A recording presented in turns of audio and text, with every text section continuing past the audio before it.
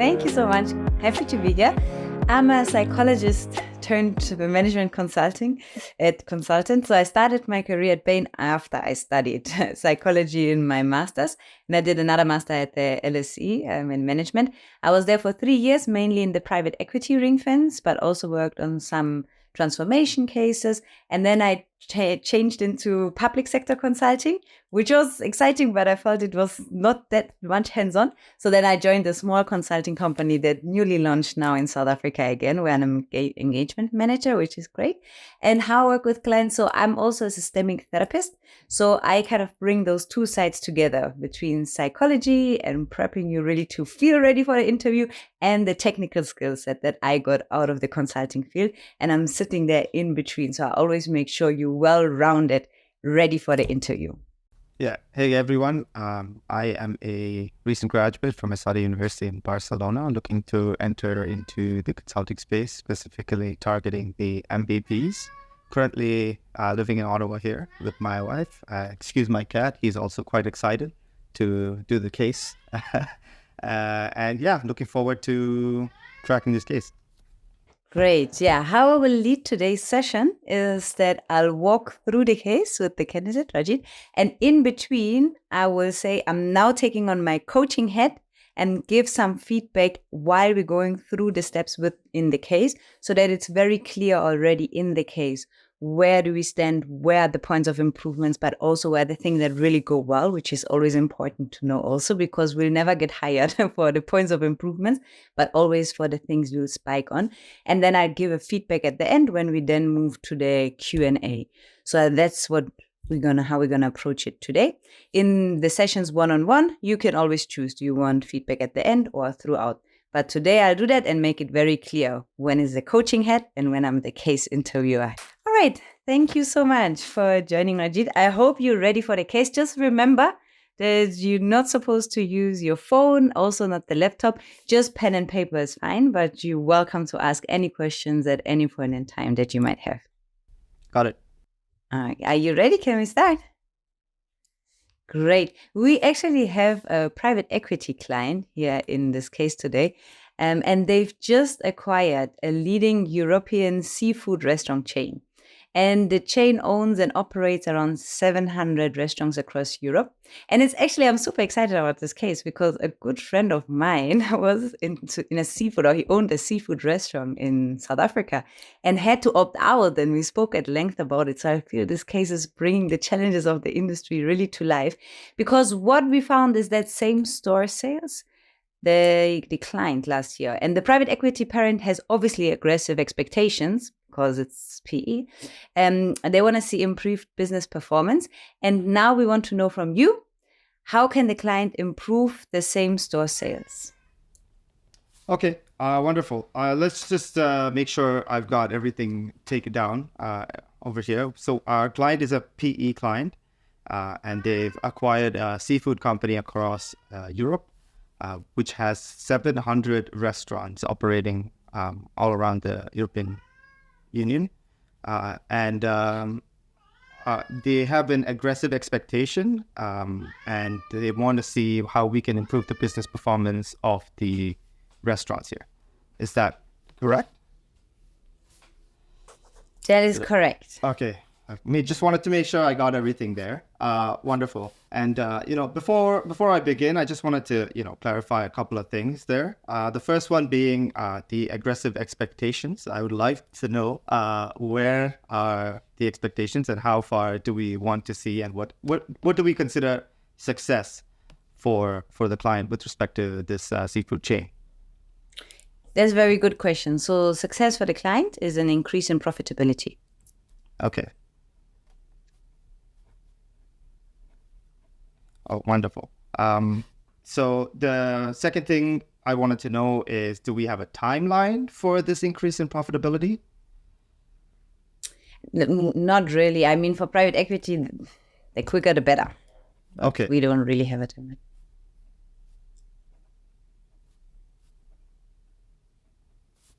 And a quick final question with regards to that is that in this space, within the seafood restaurants, you did mention that one of your friends had to exit, and in the South African market. Is that something that we want to consider here, or is it something that we're out of scope in this situation? No, that just got me excited about the case. Okay, perfect. Thank you so much. If you just give me a couple All minutes, right. I think I let's will. pause here for a second. Yeah, sounds good. Okay. Then I brought my coaching hat.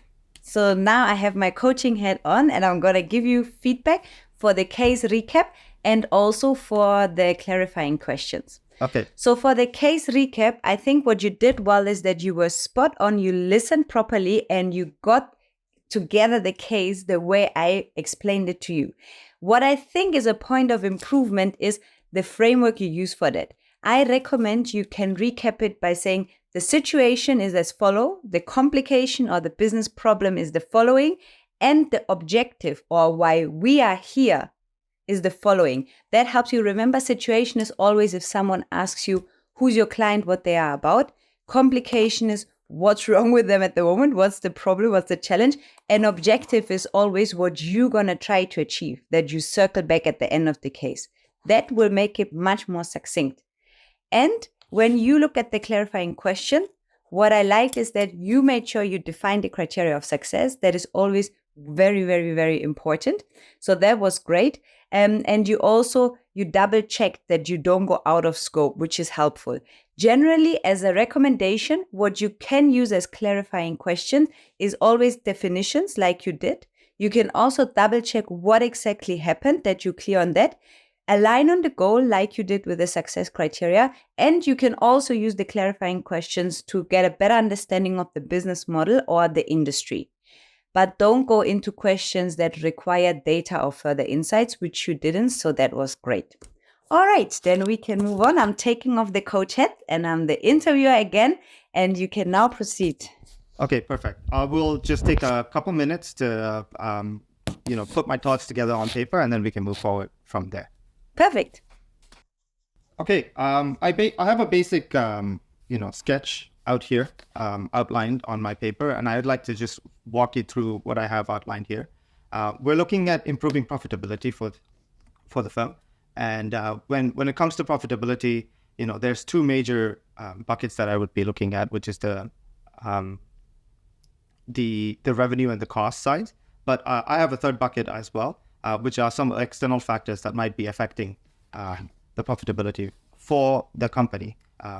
So looking at the first bucket, which is the revenue bucket, you did mention the sales have gone down. Now I would like to investigate a little bit on the sales. Is it with respect to the pricing that we're changing, or was it with respect to just the number of people that are coming to the restaurant in terms of what they're purchasing and how it's reducing in number?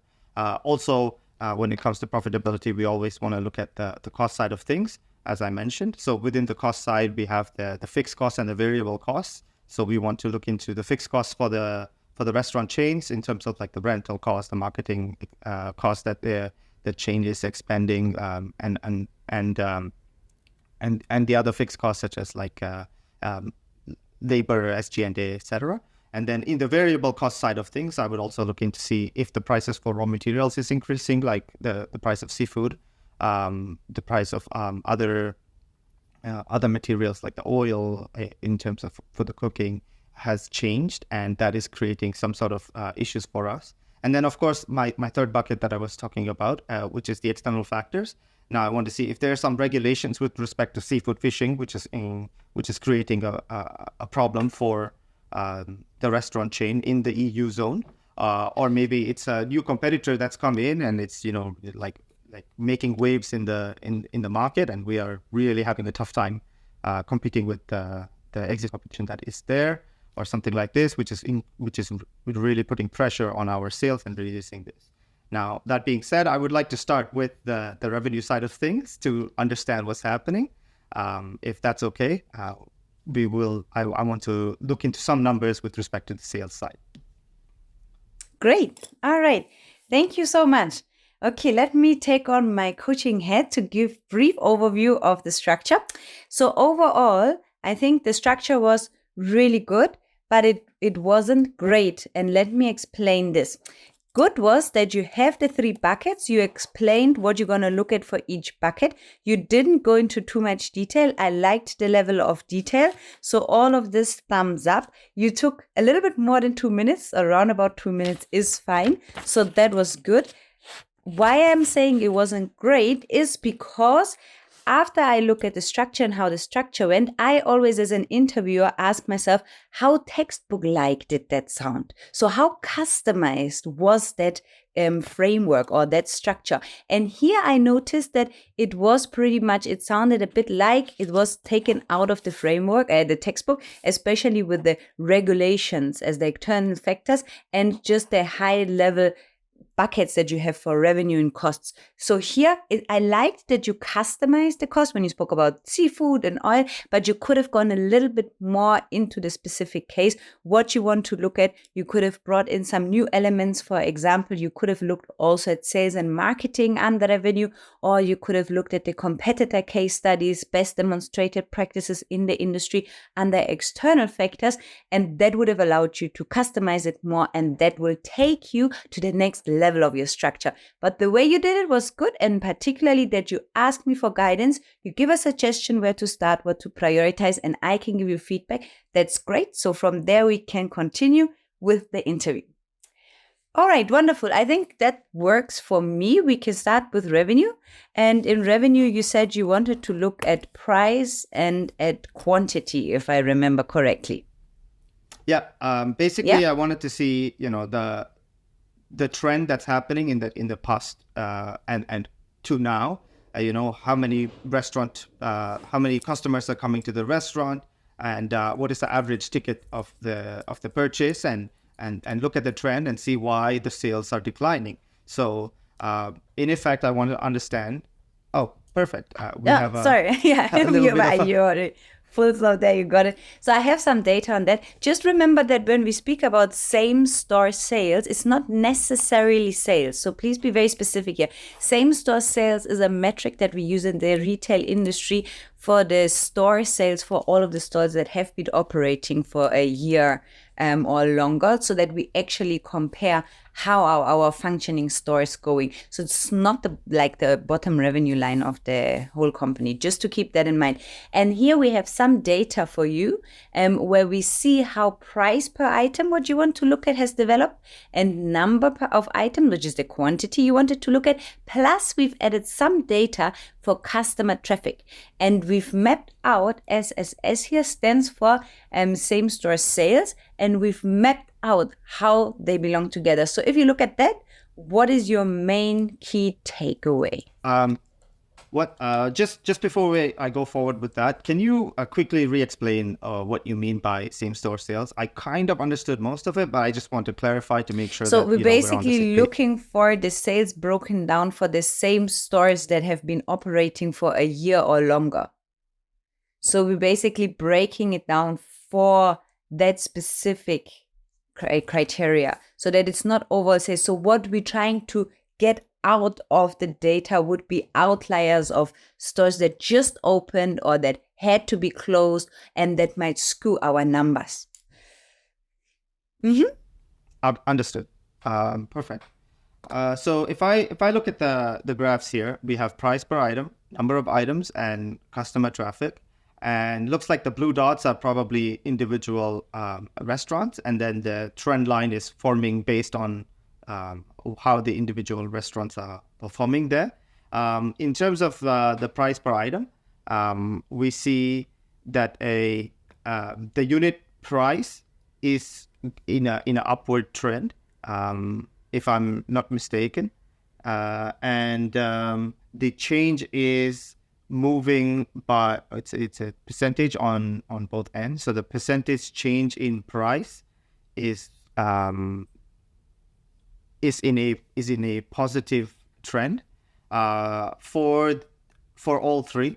If I just take a quick minute here to understand the graphs and give you a better output on what could be the considerations. Yep.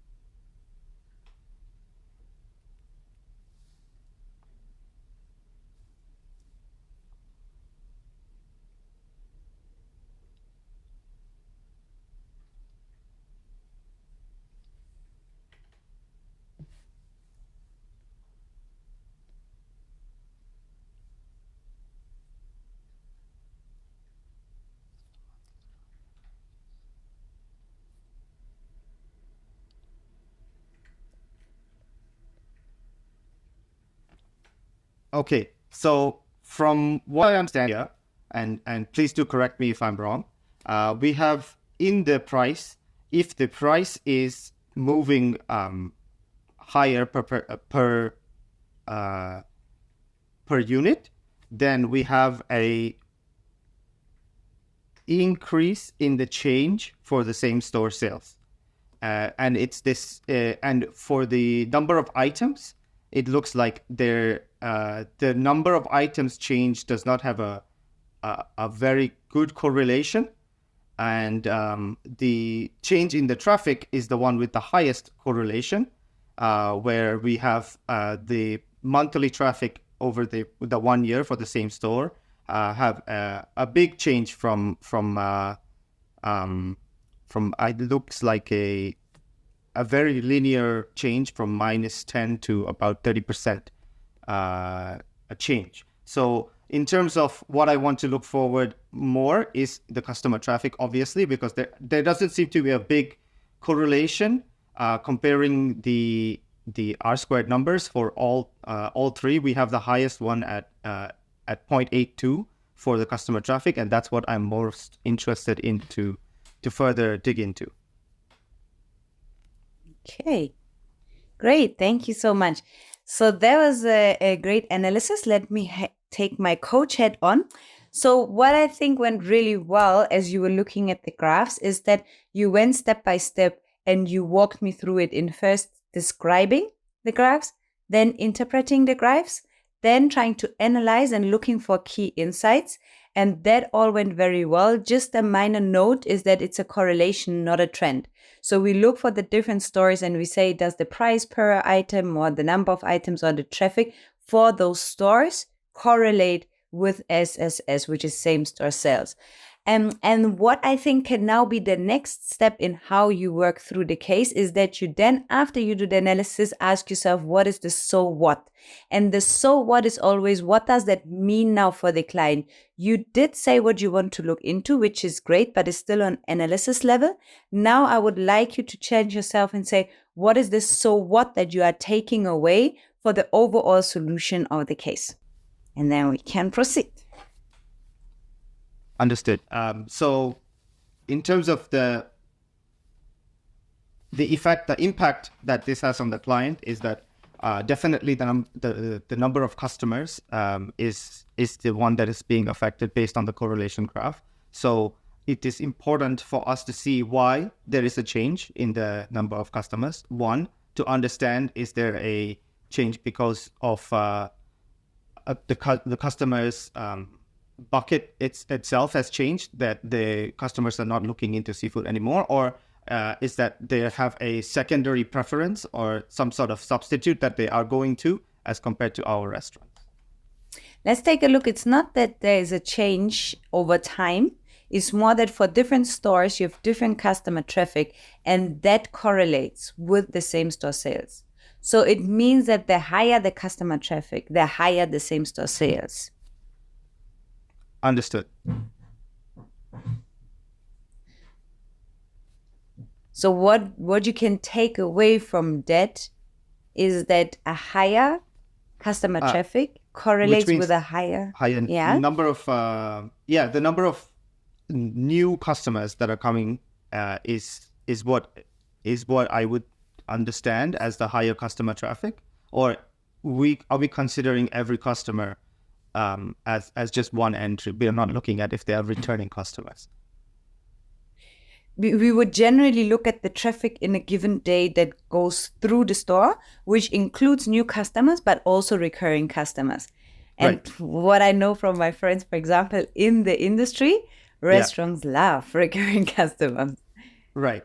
So it looks like if there is a higher traffic, there is a positive change on the sales. So that means that obviously the more the stores that have the more customers are doing better.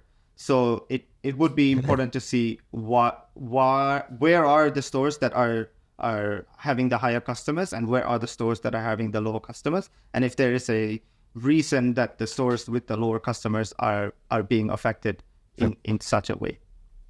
Yeah, and that's also the lever that you can then pull to say, changing the price, changing the number of items. It's not really correlated, but changing the customer traffic can have an impact.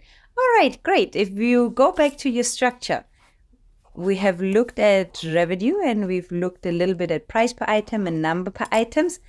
For price per items, you can then also zoom in, and I have some more data for you that helps you to close out that part of your structure, looking at the price in more detail. So what I have here for you is the average price per menu item for different clients or different comparative chains or other competitors. And it's nicely mapped out what's the average price per menu item. Obviously, that will differ from region to region, but that's average. And also the items per bill as well as the margin. So if you look at that information, what is the impact it has on the client? Understood. So it looks like our client is having the highest price per menu item here compared to the other 4 chains that are there. And in terms of the items per bill that is being purchased by the customers, we are kind of on the same par as the other chains, where you see that we are 4.4, the highest being 4.7 and the lowest being 3.9. We're kind of in the middle there. And in terms of margin, we are positive in the sense that we are making a good amount of margin on the items that we sell. In comparison, we are the highest, and that seems to be definitely a good thing. So we can be considered as more of a company that is a bit on the high pricier side, but also one that is being one where customers are still willing to purchase multiple items of the menu. Great, thank you so much for that. And what type of questions come out of that, or what would you like to double click on? So we have seen that like the price within the same store sales does not have such a big correlation with regards to the changes. So affecting the price, I do not think will give us a big increase in the number of sales. And I don't think the elasticity is there for this firm. Considering that we are kind of in the middle when it comes to the number of items purchased in the restaurant, I don't think it's a smart decision for us to be playing with the price to be more competitive in that sense. I think we are in a healthy zone. Okay, great. Correctly. Let me take on my coaching hat. I think that was a good summary. You seem to really understand what the data is about. I think you can improve by being more succinct to the so what. What does that mean now? I get it that you're understanding it, but you can be more to the point and specific that this graph shows, it reaffirms what we've learned, that for price and quantity, there isn't much that we can do to affect same-store sales. So we're gonna double click on the customer traffic. That will reaffirm that. What I also think was really great is how you walked through that graph in first, again, explaining it, interpreting it, analyzing it, and you taking me along with it, which is really great. And you did compare it nicely. Also, when I double clicked, the so what was there. However, there's one point of improvement in your mental math. You're super comfortable with the numbers. I get a sense that you're good with numbers. However, look at the profit. What you did is that you looked at the profit only in proportion. And yes, your key takeaway was right. They have the highest profit margin. But when I looked at that graph, what I also saw is that the yellow, our client price, is round about 10% higher than chain 1 that has a second highest price. Yeah. Look at the margin. That is... So I calculated in preparation also for the case, just out of interest, and that shows that there is a bit of leeway that our client might also have. Maybe they're purchasing very expensive items that we could take off the menu. But that's just a side comment. What I just want you to all take home is that look at the numbers in relative terms, but also absolute terms, to be on the safe side, to really understand the graphs. So that's just what I wanted to add. Wonderful. Okay, great. Now I'm taking off my coach hat again, and we have agreed that we're going to double click on the customer traffic. What would you look at if you were the consultant and had to look at the customer traffic for this specific case? What were you into? What are you interested in? Which data? That's a great question. Just take a quick 10 seconds to think about what I would look at for customer traffic.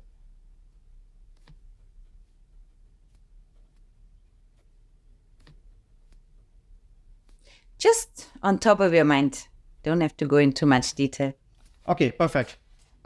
So with respect to the customer traffic, I would look at the number of customers, the times at which they come, so peak hours, non-peak hours, the amount of time they sit in the restaurants, taking up space, which means that we cannot fill new customers, the average ticket price that they're purchasing. So we have that a little bit already. Ticket price is on a different page.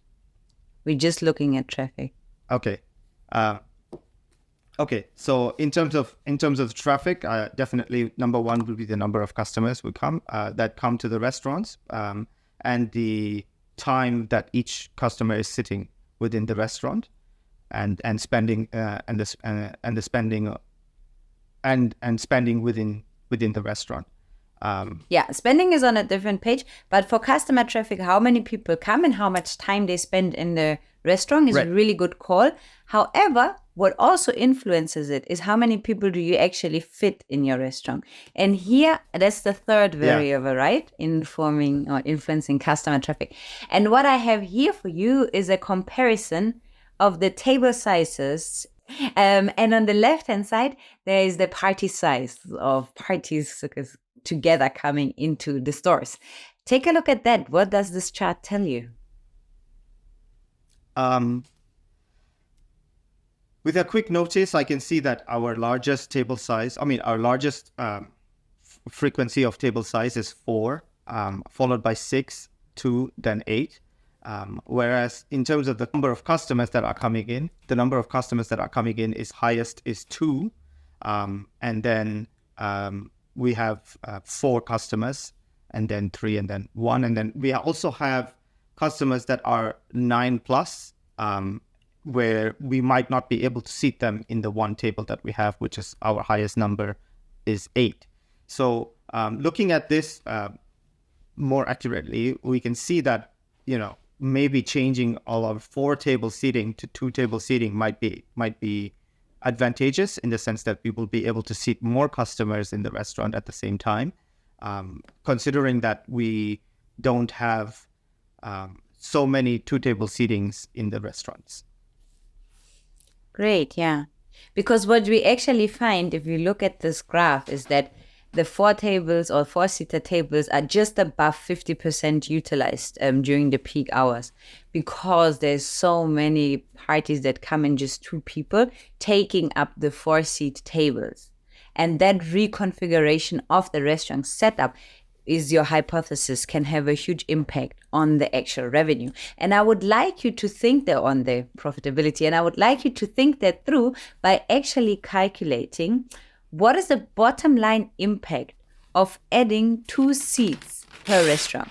So just adding 2 seats per restaurant, what is the bottom line impact on profitability that you will get out of that? Okay, so just adding 2 seats per restaurant.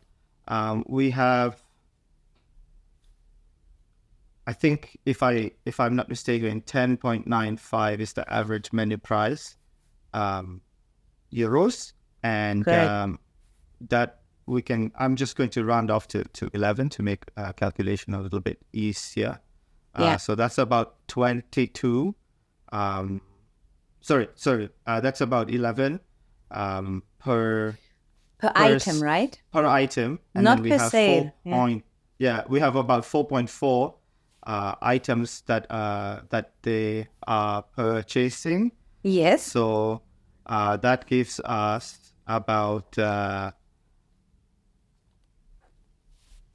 a total cost of 48.4, but that is of course just for one seat. So if we take that in and double it, basically But is what happy for you to round it to 50. Okay, perfect. If we take that and double it, so that will put us around $100 per 2 seats in terms of revenue. And then we said that our margin is about 30%. So we make around $30 per restaurant with an additional of 2 seats. That is per restaurant, but that think about it. When will those seats really be utilized? The whole day, or what are we looking at? Well, or is it just once a day, or because now you calculate right? Once so if we look at this, it's $30 per restaurant. Sorry, $30 per customer that the seat populates, and on average we can say, or maybe you can give me the number here. A 2-person seat is filled in once per hour. And if we are working maybe 10 hours, it's about 10 seats that are being filled. If I'm so we have a table turns per hour, 2. The number is 2 twice. Okay, 2 turns but per only hour. You can only really calculate for peak hours, right? Because if you're not full, it doesn't matter that 2 people sit at a 4-seat table. So the peak hours are only 2 hours. Okay, so it's a peak hour, 2 turns per hour for 2 hours, right? So that's about 4 turns. And in the non-peak, do we have any can we consider any 2-person seatings? No, in the non-peak, it doesn't really make a difference. Okay. If that's the case, then we have $30, 4 times, which would in the peak hours, which would give us $120 per restaurant, and then we have about 700 restaurants, right? But we are just looking at the bottom line impact on profitability for on a per restaurant, or for the company as a whole. No, take it for all 700. Okay, and that would put us at around 84,000 for the company if every restaurant was added by another 2 seats. Considering in which time frame? On a daily basis. Yes. Yes. Okay. Yes. That would take us to around about 30 million euro in a year, which is quite significant. Great. For the math and calculation, just taking quickly my coaching head. You did calculate well. I also like that you walk me through, but I think what clearly came out is that it's very important that you first structure your equation nearly like an issue tree, so that you first very clear, what do I need to know to get to this final answer? What are all of the variables that I need to consider? And then ask your interviewer, where do you have data and where do I have to come up with assumptions, so that you put a number to each of the variables. That is a much more promising approach than you thinking of some variables and then thinking of some numbers and then already calculating, and then it becomes complicated. So please keep that in mind. Yes. All right. And now we are nearly at the end. I would like you to sum up the case and give a final recommendation. Okay.